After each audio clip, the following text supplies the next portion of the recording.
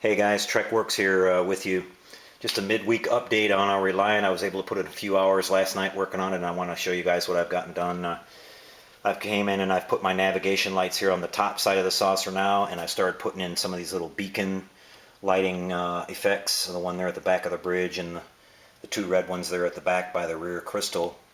I've still got a couple more to do. There's one that goes on top of the roll bar, strobe light.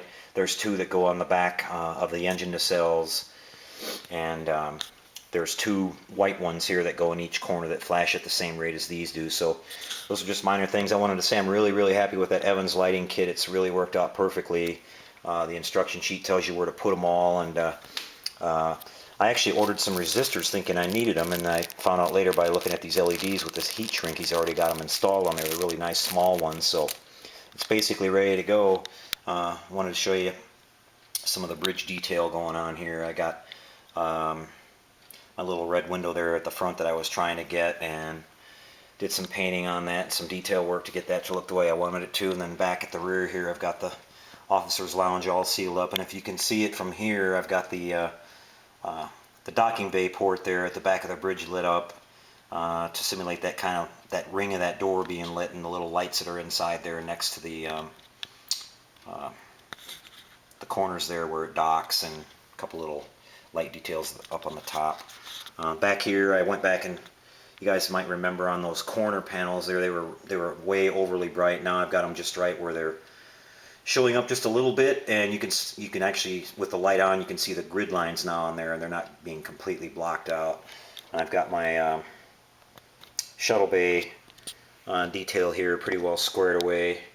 I've got it all sealed up now. I haven't glued the saucer down yet, so there's still that little gap there at the rear, and I'll seal that up at the very end. But one of the last things I'm going to be doing here before I seal it is I'm going to be drilling the hole here for my wiring to come through when I attach my warp engine pylons. I've got to run power to the rear beacon flashers, to the warp flux chiller grills to light those, the little spotlights that are at the front, which I found out that I actually did those wrong on my original Reliant. I had them facing forward like they are on the Enterprise, but on the Reliant they're two little lights that are on the top side of the nacelle. They're facing inboard toward each other.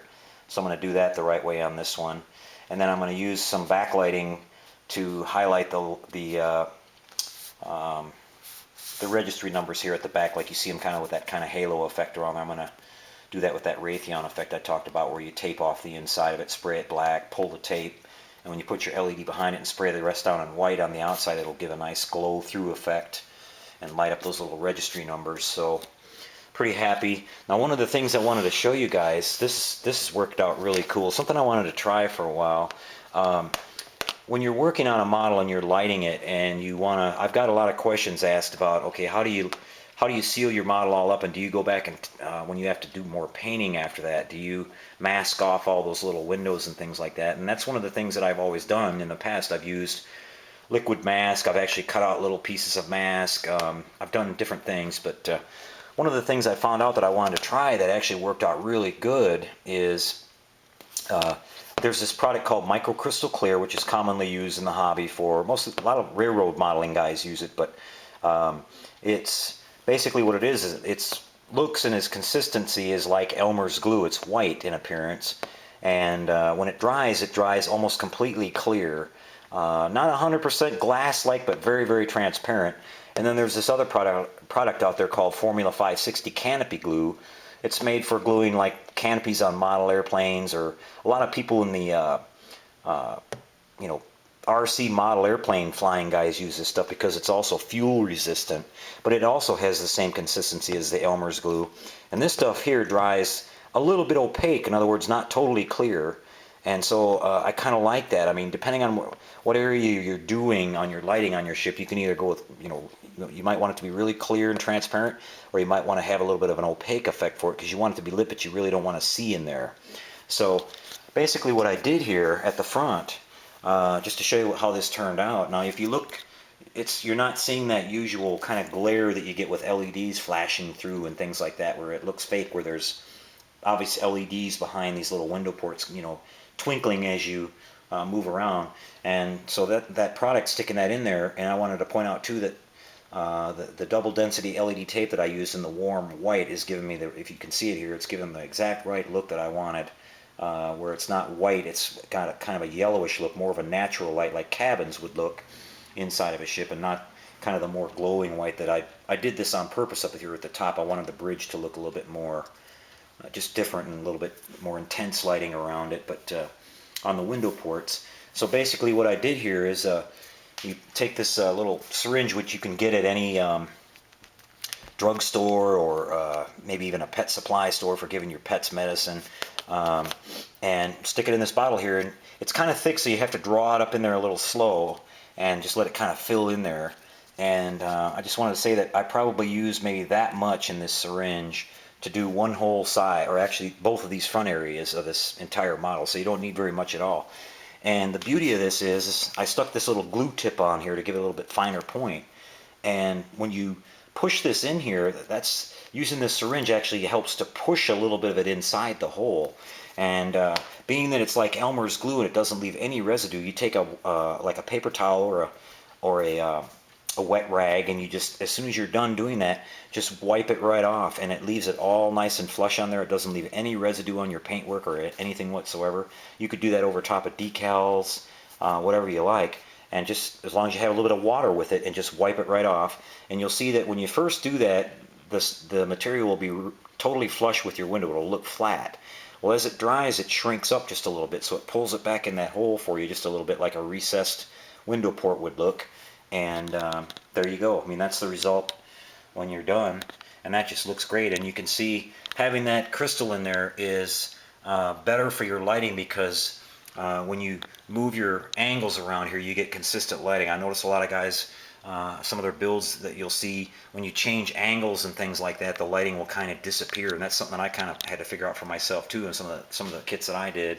And actually on my Enterprise C, I did some clear on the inside of the model to get my lighting, and I think I'm going to go back and do that entire model with this stuff, with this technique, and bring those windows up more flush, so that when you look at it like this, with my Enterprise C, when you look at it at different angles, some of the light tends to fade out a little bit, and I think once I go back and do that to it with this, it's going to correct that and give the same appearance that it does here, where it's just perfect.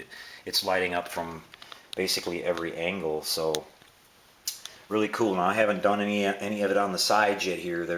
They're still just regular light coming through, and you can see how it glares a lot more. And if I was to get closer with the camera, you'd see that we'd get that twinkling effect where you'd see the LEDs inside there. But anyway, just something that you might want to give a try. And as I said, maybe take a piece of you know, an old model, or just take a piece of old styrene plastic, drill some holes in it, and there's going to be a limit to, you know, how big of a hole you can fill with this, obviously. But on most of your Star Trek models like this one, and certainly the Enterprise C that I did, or even the D, or any of the basic models that you want to build, maybe getting up into the 1/350 scale, some of those holes might be a little bit too big for it, but you could drill holes and experiment with it and see how big of holes you can actually fill with that. And you don't need to worry about, you know, obviously don't gob a whole bunch of it into the hole. You just have to practice a little bit and get in there and just push just enough in there where it leaves a little bubble on the outside. And like I said, you can maybe do a little group of 3 or 4 at once, and then just cut back and wipe it off, do a little bit more. And but you can see on the front of this, I haven't touched it up or anything. It doesn't leave any residue or anything on your paint, so it's just a slick little way to do that. So there you go. You could paint your entire model, not worry about your windows or all that tedious masking or all that, and come back at the end, do this, and you're done.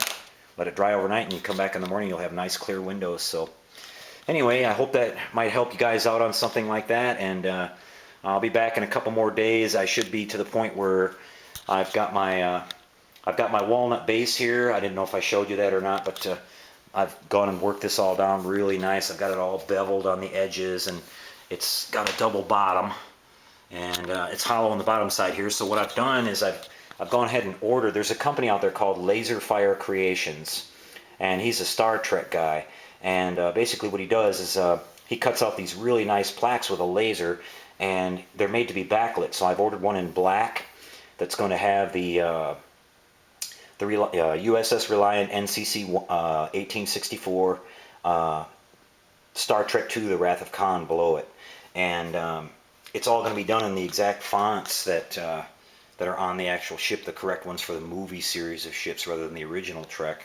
and I'm going to backlight that with some red, and it'll reflect up onto the model a little bit. It's really going to be nice. I'll put my little control switches here at the front, and that's really going to really add a lot to that. Look him up on the web. He's got a lot of fantastic stuff. Laserfire Creations. That's Laser Creations, and he's a Trek guy. Some of you guys might have seen the video of my Enterprise A, my 1350, that little plaque that's in there on that one. That's one of the ones he actually does. Helipilot, if you've seen his build, he mentions his 1350 build. He mentions that he used their. But if you go to their website, you'll see all that. They've got all this fantastic stuff, detail parts. They can basically almost do anything you want as far as display work for backlighting, or just, you know, regular brass plaques, or all really crisp with that laser etching. So price for it was really reasonable too, and I should have it in a couple of days, and that'll allow me to get the model mounted on the stand for the final run here. I've still got to stain it. I'm going to go with a really dark brown to darkish red on this, and this is all mahogany, so this is really going to turn out nice. So anyway, there you go. Until we see you next time, everybody, later this week, happy modeling, everybody.